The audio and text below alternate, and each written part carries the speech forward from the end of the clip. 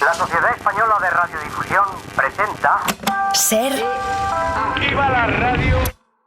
Podcast. Siempre.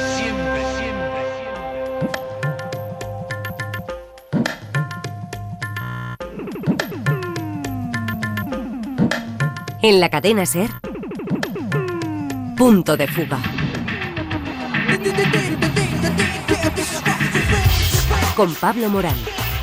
Hola a todos, bienvenidos a Punto de Fuga. Os saludamos recién llegados de El Salvador, el país al que todos miran, especialmente en la región centroamericana, por su presidente, por Nayib Bukele.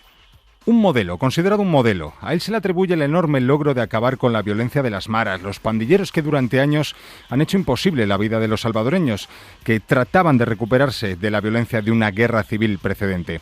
Para conseguirlo, Bukele mantiene desde hace 2 años y medio un régimen de excepción en el país y está aplicando una represión que alcanza tanto a las zonas urbanas de la capital de San Salvador como a las áreas rurales y campesinas donde regresaron precisamente los refugiados de aquel conflicto originario.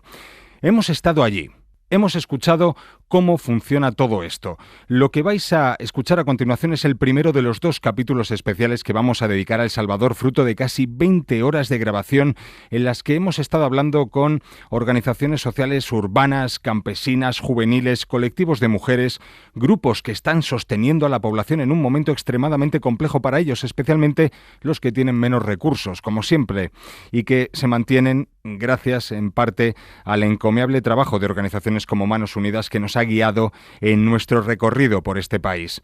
Os invitamos a descubrir si realmente Nayib Bukele es el salvador de su país. El nivel de control que las pandillas tenían sobre casi la totalidad del territorio salvadoreño es difícil de explicar. El presidente Bukele consiguió desarticular esas estructuras sin haber convertido al país en una guerra abierta. Tiene un valor importantísimo en la vida cotidiana de los salvadoreños. El régimen de excepción ha producido también una zozobra y unas arbitrariedades y unos crímenes, creo yo, brutales contra una enorme cantidad de población que suelen ser siempre la misma población que estaba afectada por las pandillas. El Salvador no ha dejado de ser un país violento. La gente que se han llevado, uno sabe que no es pandillero. Que no fuesen a poner abogados, el presidente ya tenía los abogados para ello. La megacárcel que se construyó y que también se encuentran en situaciones bastante aceptables en comparación a la ciudadanía que se encuentra detenida arbitrariamente en otros centros de detención. Y hay hacinamiento en algunos de 300%. Ahí no entra nadie, ¿verdad? Solo ellos. Arroz horriblemente en putrefacción y así se lo comen. En las celdas habían hasta 200 personas. Nuestras necesidades las hacíamos en cubeta. Hay muchos reos que están sacando muertos y a la familia no le avisan. La familia se da cuenta porque ya no lo buscan y están enterrados en fosas comunes.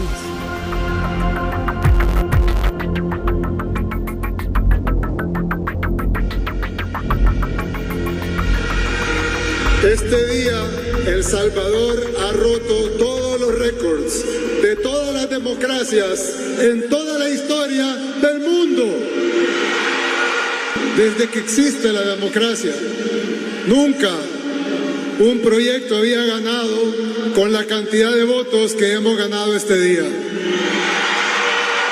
Es literalmente el porcentaje más alto de toda la historia. Así le aclamaban el pasado mes de febrero después de barrer en las elecciones presidenciales celebradas en pleno estado de excepción. Bukele era reelegido a pesar de que la Constitución de su país lo prohíbe. Es del 81, tiene 43 años. En su pequeño país de Centroamérica de 6 millones de personas ya le vienen conociendo por su ambición. Es descendiente de palestinos que llegaron a la región a comienzos del siglo XX. Creció en una familia acomodada, multimillonaria, y pronto se convirtió en un importante hombre de negocios. El marketing le conectó con la política, con el partido tradicional de izquierdas en El Salvador, el FMLN, con el que participó en su primera carrera electoral, el de la alcaldía de San Salvador. Resulta que su contrincante, miembro del partido Arena, no consiguió entrar a una comunidad férreamente controlada por el barrio 18. Y Bukele y su equipo decidieron que si él sí conseguía entrar, iba a presentar músculo. Y comenzó a preguntar dentro de su equipo quién tenía los contactos correctos para conseguir entrar de manera pacífica. Carlos Martínez es periodista y titular junto a sus hermanos del Faro, el primer diario digital nativo de El Salvador, ahora amenazado por investigar los detalles de las negociaciones de Bukele con las maras y denunciar los abusos del estado de excepción. Y ahí es donde aparece un muchacho, rapero, un artista urbano del graffiti, rapero y además dirigente de una de las barras deportivas del equipo de la capital, de nombre Carlos Marroquín. Y hoy en día salís a la calle y la gente te puede decir que está viviendo una seguridad que creo que parecía una utopía. Creo que el mismo presidente lo ha dicho en algunas ocasiones, parecía imposible. Este señor hizo una llamada, hizo otras y finalmente consiguió contactarse con la pandilla, que dijeron que estaban dispuestos a aceptar la presencia del candidato Nayib Bukele, siempre y cuando éste diera ciertas dádivas a la comunidad. En aquel caso la pandilla pidió, para ir probando la relación con el candidato, una fiesta para la comunidad, digamos. Y Bukele fue generoso en eso, fue a manos rotas, donde le pidieron, digamos, uno de estos asuntos donde los niños saltan, llevó varios piñatas, dulces y tal, y además le pidieron una cosa que por otro lado él también quería: no entrar con un dispositivo policial a la comunidad, sino con discreto guardaespaldas de civil. Entró como Juan por su casa, de la mano de su esposa, en uno de los territorios considerados más bravos en la capital, con 2 discretos guardaespaldas vestidos de civil y sin operativo policial mediante. Estuvo lo que le dio la gana en esa comunidad y salió de ahí aplaudido. Así que Bukele ficha a Marroquín. Al frente de la alcaldía le consolida en la tarea de mantener la interlocución con las bandas y consigue algo inédito. Negoció con las estructuras que controlaban el centro histórico para que no se opusieran a sus planes de remodelación. A cambio, las pandillas le exigieron dádivas, esta vez más graves. Esta vez le exigían al alcalde ciertos puestos de venta privilegiados en el nuevo y moderno mercado que él prometió construir como emblema de su administración. Eligieron los mejores puestos. Lo que Carlos Marroquín prometía a nombre del alcalde se cumplía. A pesar de su popularidad, Bukele cae en desgracia en su propio partido. Le expulsan, se lanza a la carrera presidencial en solitario y arrasa. Ya no hablaba con los líderes locales que controlaban ciertas zonas en la capital, sino que se dirigió directamente a las cúpulas de las pandillas conocidas como ranflas, que se comenzó unas negociaciones que tuvieron su origen en el penal de Zacatecoluca, conocido en El Salvador como Zacatrás, por ser la cárcel de máxima seguridad en el país y donde están recluidos las ranflas de las 3 principales estructuras pandilleras en el país. Durante meses estuvieron ingresando personas encapuchadas a las cárceles que no eran registradas y que además tenían reuniones secretas a las que no permitían siquiera ingresar al director de prisiones. Una de esas personas encapuchadas era Carlos Marroquín, que iba acompañado por líderes pandilleros en libertad, que accedían privilegiadamente a las cárceles para recibir órdenes de sus líderes en prisión. Y el desplome de los homicidios en la administración Bukele fue súper sensible. El objetivo era ambicioso: acabar con la lacra que había impedido la vida a millones de salvadoreños durante años. Desde cómo entrabas a tu comunidad, digamos, si tenías un vehículo, podías entrar antes de cierta hora y de ciertas formas. Tiendas, negocios, comercios, car wash, gimnasios, restaurantes, todos pagaban a la pandilla una cuota de extorsión que en algún momento se llegó a estimar en $60 millones anuales. Se normaba la vida cotidiana con puño de hierro. Esta gente torturó, mutiló, despedazó, violó impunemente durante años. El nivel de dolor que infligieron en los salvadoreños es difícil de cuantificar, y yo creo que hay ciertos daños que hicieron en el tejido social o en la idea colectiva de quién somos, que son irreversibles, irreparables. Los casos de atrocidades y monstruosidades hechas por las pandillas son difíciles de narrar, pues. El acuerdo era desplomar los homicidios a cambio siempre de prebendas.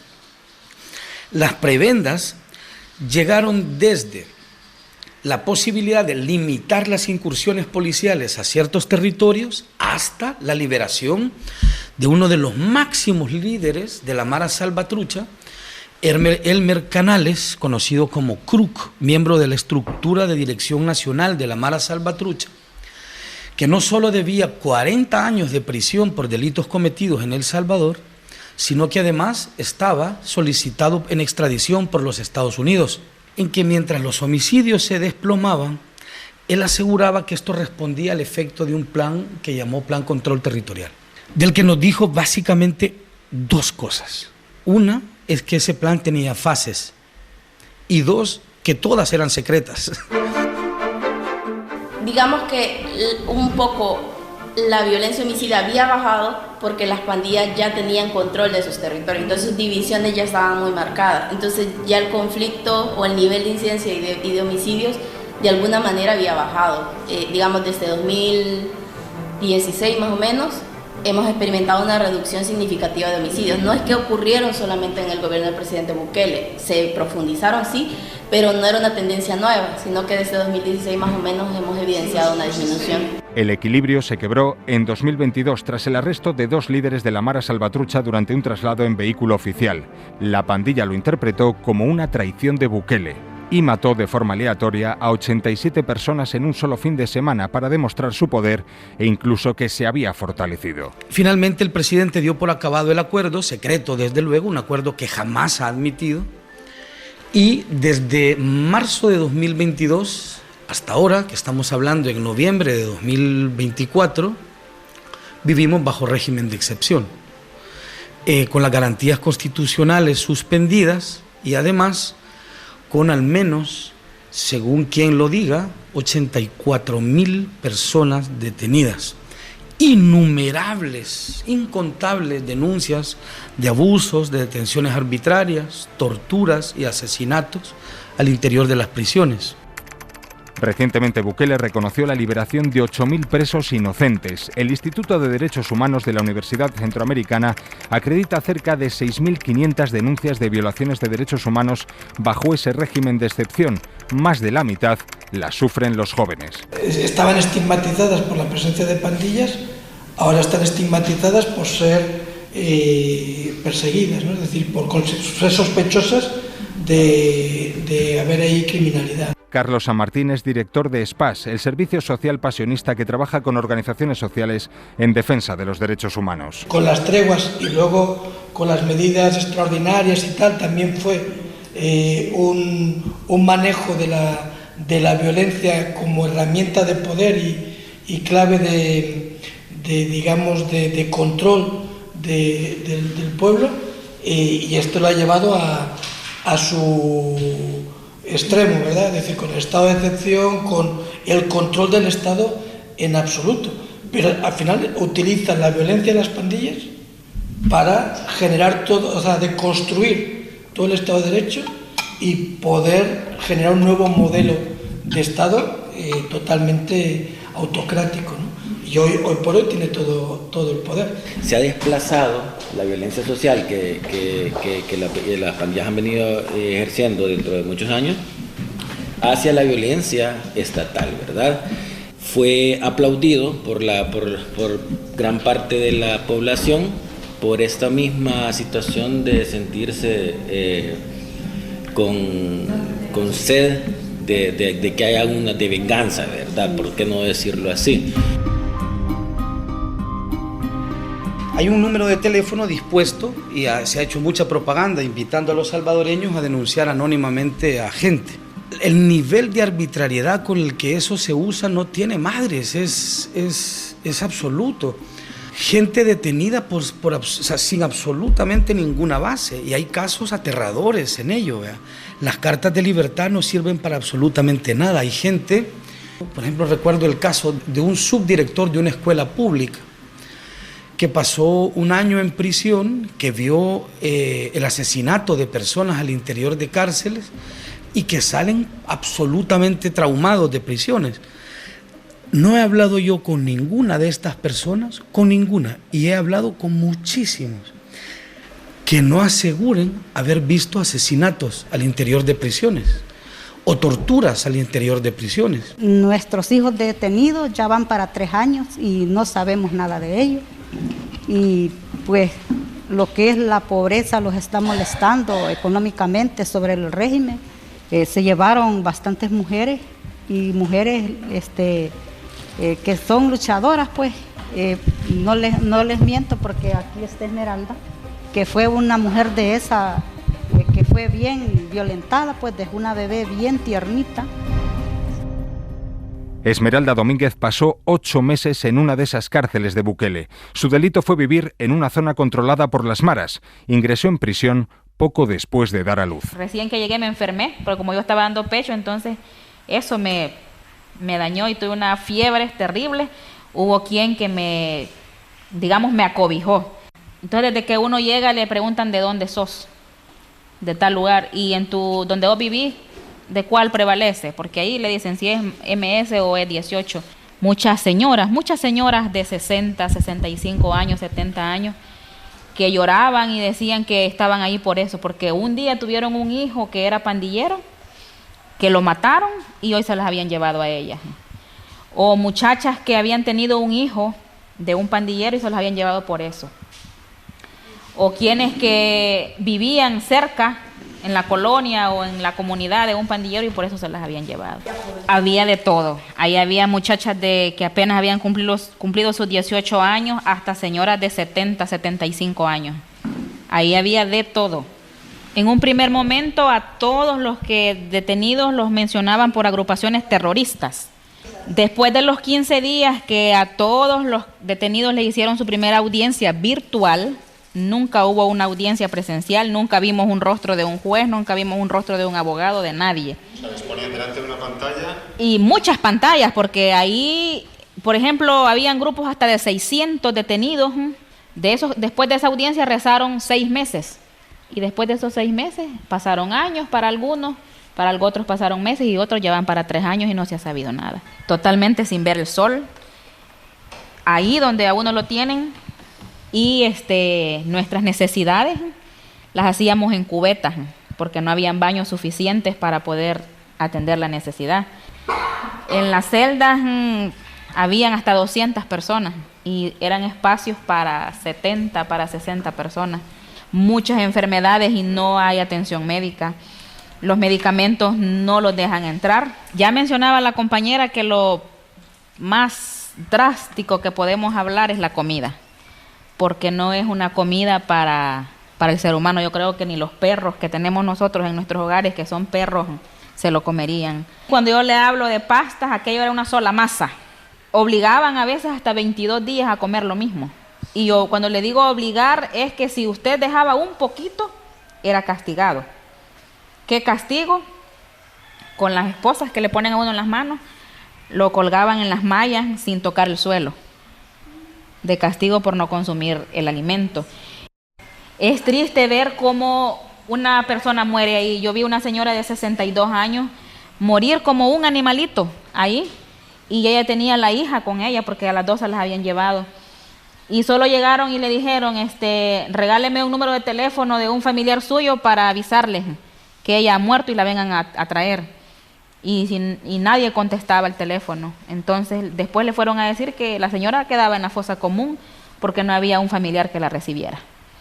Entonces, y así muchas cosas, muchas mujeres que abortaron, estaban embarazadas y debido al proceso de ahí, abortaron y los fetos, lo poquito que se iban a los baños ahí, como si nada. Y aquellas mujeres con su sangramiento y no eran atendidas.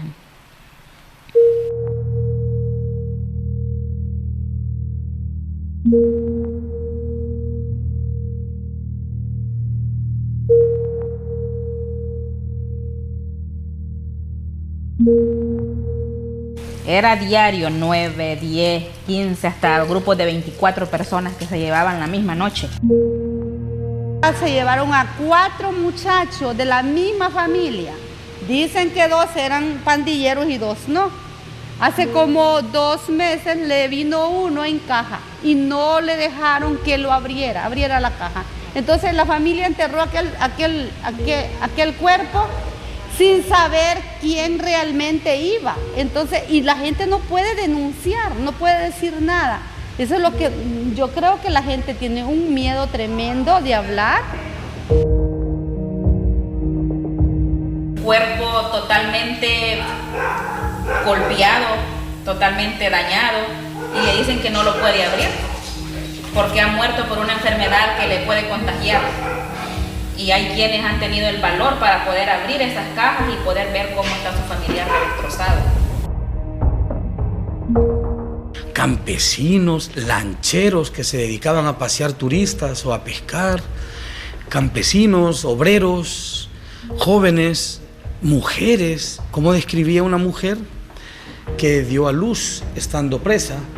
Las madres tenían que bañar a sus hijos con detergente y lejía. Un hombre entró caminando a la cárcel, pero padecía una diabetes tipo 2.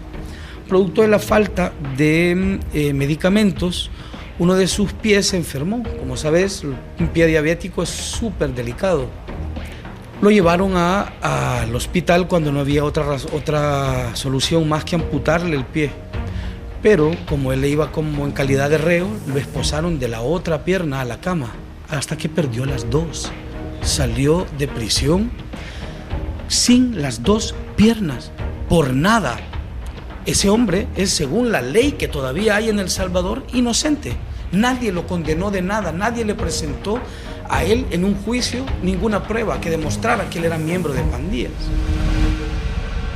La supervivencia de los presos dentro de las cárceles depende de lo que le envían y costean sus familias. Aquí lo llaman el paquete. Entonces, si no se lleva ese paquete, no le llevan las cosas necesarias, pues ellos están a la deriva de nada, pues.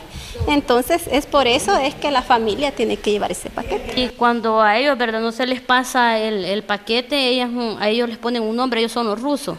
A ellos les dicen los rusos. Estos rusos, para ellos poder sobrevivir y mantenerse en la cárcel, lo que hacen es trabajarles a los otros reos para que les puedan dar alimento de los que a ellos les pasa. Entonces estos rusos también le trabajan a los que están ahí, a los de las celdas, para poder sobrevivir. Las familias somos pobres, ¿va? Entonces no contamos con el suficiente dinero para decirle aquí está, tenga, porque hay paquetes, tengo entendido, de 150 y hay de 100. Entonces, Candelaria Bonillo recibe la ayuda de Amudival, una organización de mujeres del municipio de Jiquilisco, en la región del Bajo Lempa. Con muchísimas dificultades, lleva la entrega a la cárcel desde hace 2 años, sin saber si su hijo está vivo o muerto. Yo no he podido ir a dejar paquetes estos 2 meses porque no tengo. Y lo único que yo le pido al Señor es que me lo mantenga alentado, que esté vivo, porque yo lo quiero ver. Algunas madres ya se murieron y eso es lo que yo pienso, que me vaya a morir y no ver a mi hijo. Ahí le dan la lista a uno, que eso tiene que entregar. Y cuando uno lleva lo poquito, porque yo no lo puede llevar no lo todo, puedo llevar ¿no? entero, no les gusta a ellos, se lo rechazan, le dicen a uno que es muy poquito, que ese no es el paquete, que uno tiene que llevarlo entero. Le llevo leche, incaparina, avena, azúcar, jabón, cloro, de todo, hasta me piden escoba para desinfectar a donde él está, colchoneta cuando hay lugar. Y eso es lo que nosotros pensamos, que si se lo dan o no se lo dan, porque hay personas que han salido que dicen que no se lo dan. Mucha suerte puede tener que el custodio que recibe el paquete le entreguen que sea un poquito. Y si le tocó a algún custodio que es de mal corazón, no le entregan nada. Si, por ejemplo, me dijo él, si van 7 libras de azúcar, hay veces les entra media libra o 1 libra. Si va incaparina, se la quitan. Si va medicamento, no les entra el medicamento, solamente unos tubos que son para los hongos. Si las personas familiares se los entran en bolsa transparente, pero si entra en el tubo, no se los dan. Y otro castigo que se recibe también por no consumir el alimento es no le entregan el paquete que el familiar lleva. Por cualquier tipo de cosa que yo haga, no me entregan el paquete que mi familiar paga. Entonces, ¿qué implica eso? Yo no tengo papel higiénico, no tengo pasta de dientes, no tengo cepillo, no tengo ropa para cambiarme. Los que están en ventanilla son así, pues, repugnantes y agresivos, hacen llorar. Yo como ya tengo sobre 3 años de estar yendo, yo he visto montones de casos que han salido mujeres llorando de ahí porque las humillan, pues, porque por ejemplo llegó una señora que dijo que ella no sabía leer. Malos tratos, crueles, torturas, entre ellos estaba había un caso de violencia sexual, de rocío de gas lacrimógeno, privación de medicamentos, envío a celdas de castigo, que todo eso también había conllevado a, por ejemplo, desnutrición, problemas físicos, de salud mental a estas personas, y posterior comentaban que se sentían con miedo, temor por amenazas, una recaptura, que también habían tenido consecuencias en esto del empleo, que habían perdido su empleo, había desintegración de su grupo familiar, por ejemplo. Y en el próximo capítulo... Tiene gente que si él dice este color es verde, sí, que diga toda la gente es verde. O sea, conformarse con lo que él está haciendo, pues. Los salvadoreños inconformistas. Y la verdad que nosotros no tenemos que ser personas conformistas, tenemos que manifestarnos. Han llevado bastantes jóvenes que no eran nada que ver con las pandillas y se los han llevado de por gusto, pues solo porque los hallan en la calle a veces. Entonces, dentro de las comunidades las personas están inconformes. No es como el presidente lo dice, que aquí es el país de las maravillas y que no estamos sufriendo pobreza, ni violencia, ni mucho menos. De salvadoreños, una mayoría casi absoluta, aplaudió el combate frontal contra estas estructuras. Y eso es así hasta que te capturan a vos, o que capturan a tu mamá, o a tu hermano, o a tus hijos. Veo comunidades enteras aplaudiendo el régimen de excepción hasta que capturan a sus líderes comunitarios que defendían, por ejemplo, la restricción de la minería a cielo abierto. Sus líderes son capturados, acusados de ser colaboradores de la pandilla, cuando la comunidad entera sabe que eso es falso. Y poco a poco las comunidades, normalmente las comunidades más pobres, van descubriendo qué es lo que se dieron, qué es lo que aplaudieron, en la medida en que te das cuenta de que no hay nada que hacer. Cuando llegan a tu casa, se meten 2 soldados por una llamada anónima y se llevan capturado a tu padre.